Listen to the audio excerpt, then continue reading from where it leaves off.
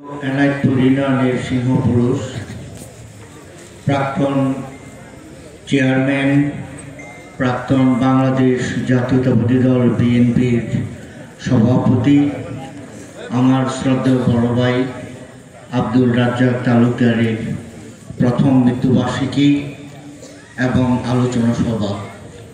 আজকের এই আলোচনা সভার সম্মানিত সভাপতি, আমার সাথে উপস্থিত আছেন ফুলবাড়িয়া উপজেলা বিএনপির যুগ্ম আহ্বায়ক শাহিনুর মল্লিক জীবন, পৌর বিএনপির সম্মানিত আহ্বায়ক শমশের আলী এবং এনায়তপুর ইউনিয়নের প্রাক্তন সভাপতি মাওলানা ওয়াজেদ আলী সাহেব, আমার পরম শ্রদ্ধেয়। ছোটোবেলা থেকে ওনাকে দেখে এসেছি এবং শ্রদ্ধার সাথে সবসময় ওনার সামনে যখন যেতাম মাথা নত হয়ে আসতো।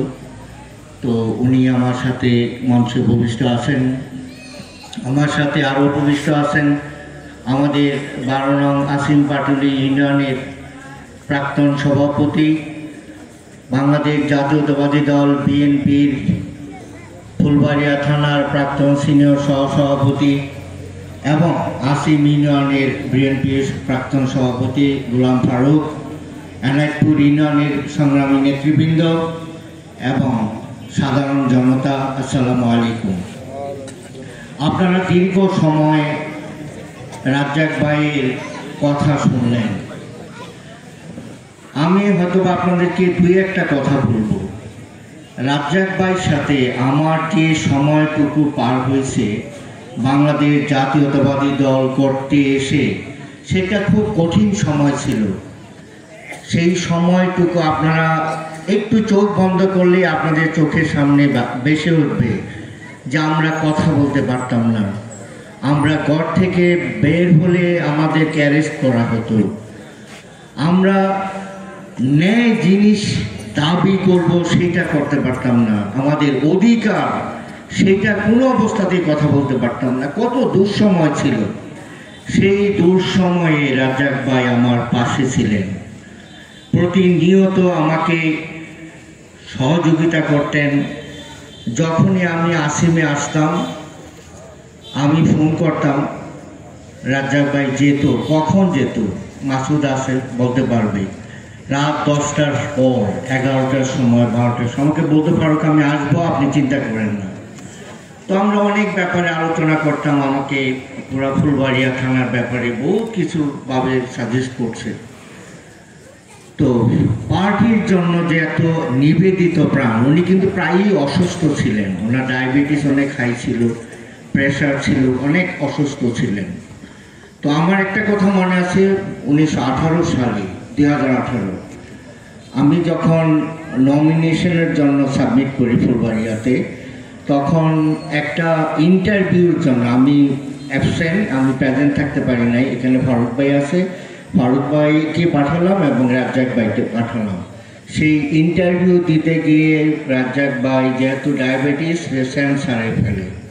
তারপরে তাকে অনেক ইটি করে, ফারুক ভাই ছিল, লোকজন তাকে সুস্থ করা হয়। এরকম আরও 2 বার সে সেন্স হারাইছে। সেটা ময়মনসিংহে একবার যখন আমাদের কেন্দ্রীয় প্রোগ্রাম ছিল, সেই প্রোগ্রামে আমি বারবার মানা করতাম যে রাজ্জাক ভাই আপনি বসে থাকেন, আপনি কোথাও বসে থাকেন, আপনি আসছেন, আমি আপনাকে দেখছি, যাচ্ছে না, এর বেশি আর কোনো কিছু না, আপনাকে হাঁটতে হবে না। সে তবুও ধরেন মিছিল নিয়ে সেই রেলওয়ে চত্বরে সেই কৃষ্ণচূড়া পর্যন্ত যাবে। একবার জিদ করে সে হেঁটে আমার সাথে ওই পর্যন্ত গেল, এসে সেন্স হারিয়ে ফেলল। আরেকবার সেম, কতটুকু ডেডিকেশন থাকলে একটা মানুষ শরীরের এই অবস্থা নিয়েও পার্টির জন্য এত কাজ করতে পারে। আমি আমার পরম শ্রদ্ধা মাথা নত করে তার প্রতি আমি শ্রদ্ধা জ্ঞাপন করছি এবং আজকের এই দিনে আল্লাহ পাকের কাছে দোয়া করতেছি, আল্লাহ পাক যেন রাজ্জাক ভাইকে ব্যস্তের সর্বোচ্চ মোকাম দান করেন। শুধু রাজনীতি না, আপনি আমার সাথে তার আলোচনা ছিল যে ফারুক তুমি যদি এমপি হও ভাই, আমার স্কুল তোমাকে কিন্তু দেখতে হবে, আমাকে এখানে একটা বিল্ডিং করে দিতে হবে। এই মসজিদ নিয়ে কতবার আমার সাথে বলছে, ফারুক এটা হয় না, এটা করতে পারতেছি না, এটা করতে পারতেছি না, টাকা নাই ভাই, কিভাবে কি করা যায় তুমি বলো। তো এই যে মানুষের জন্য ত্যাগ, মানুষের কিভাবে মঙ্গল করা যায়, মানুষকে কিভাবে ভালো রাখা যায়, এই যে প্রবল একটা ভিতর থেকে ইচ্ছা, এইটা কজনের ভিতর আছে? আপনি যদি এটা স্বীকার না করেন তাহলে তো আমরা মানুষ না। তার প্রতি আমার শ্রদ্ধা 10 গুণ 20 গুণ। আমি কি বলবো, মাথা নত হয়ে যেত যখন আমি তার সাথে কথা বলতাম। গভীর রাতে যেত আমার ওইখানে, সবসময় মানুষ থাকে, সেই জন্য বড়কা এসে কথা বলতে পারি না। আমি বলছি রাত 12টার সময় আসেন, 12টার সময় চলে যেত একটা গাড়ি নিয়ে। ওর সাথে 2 জন, ওই যে আসাদ, এই যে ছেলেটা যেত, তার একটা ছেলে ছিল, এরা যেত।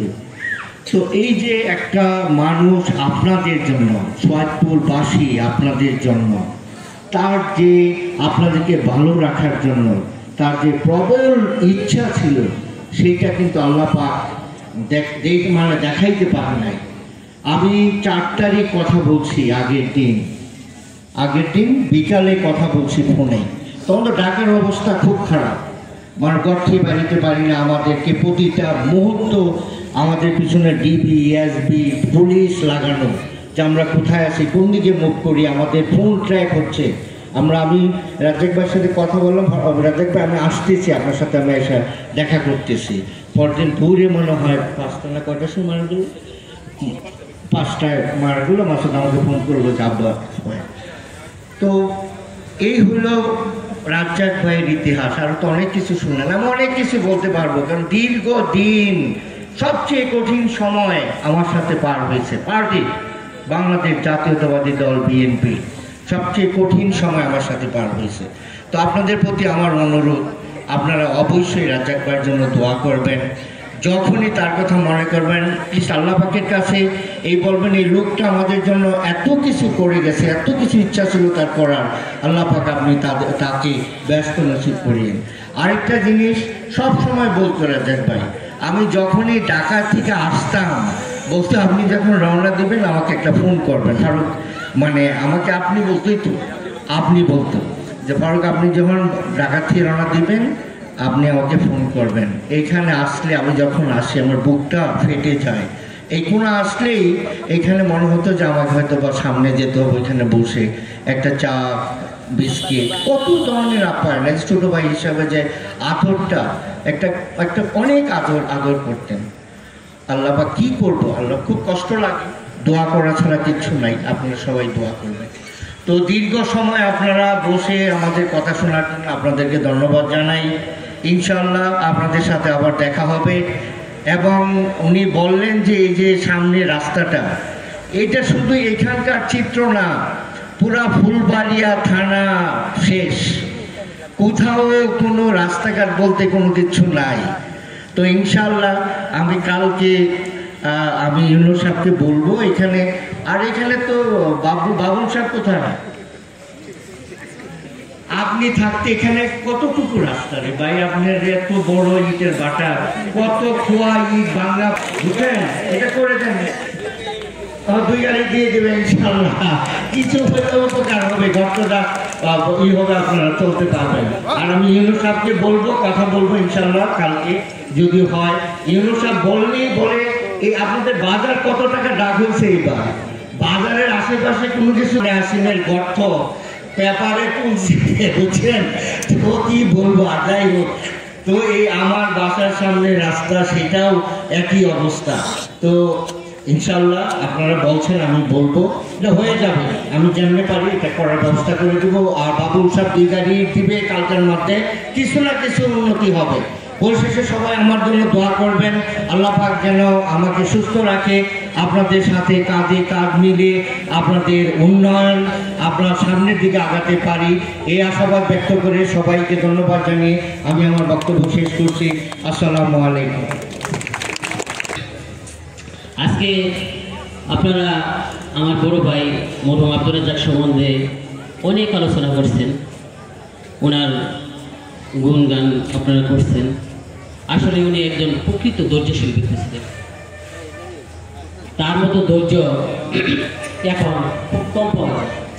এবং যে কাজ করতেন মনোযোগ দিয়ে করতেন, সেটা সে 100% যে পর্যন্ত না হইতো সে পর্যন্ত ওটা সে বাদ দিত। আজকে তার অভাব এই শহীদপুরবাসী বুঝতে পারতেছে যে